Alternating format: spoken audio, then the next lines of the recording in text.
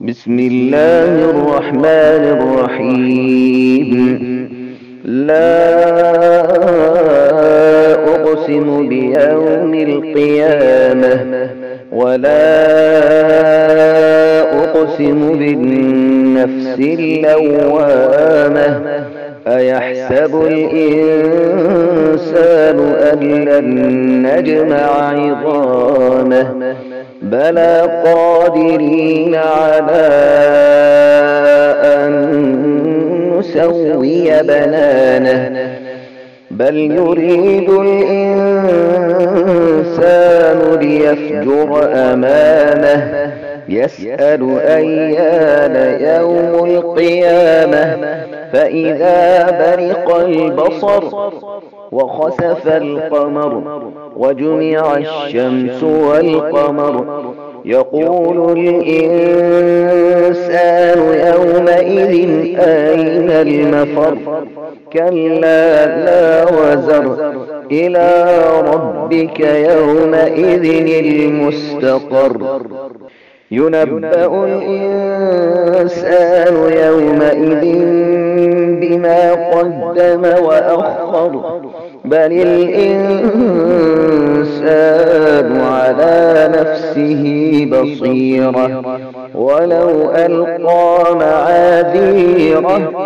لا تحرك به لسانك لتعجل به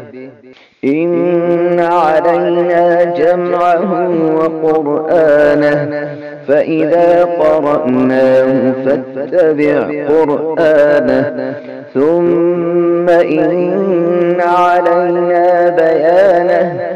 كلا بل تحبون العاجلة وتذرون الآخرة وجوه يومئذ ناظرة إلى ربها ناظرة ووجوه يومئذ باسرة تظن أن يفعل بها فاقرة كلا إذا بلغت التراقي وقيل من راق وظن أنه الفراق والتفت الساق بالساق إلى ربك يومئذ المساق فلا صدق ولا صلى ولكن كذب وتولى ثم ذهب إلى أهله يتمطى أولى لك فأولى ثم أولى لك فأولى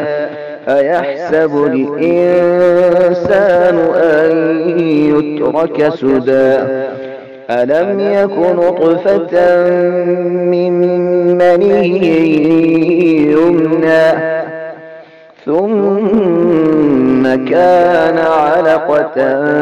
فخلق فسوى فجعل منه الزوجين الذكر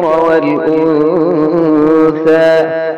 أليس ذلك بقادر على أن يحيي الموتى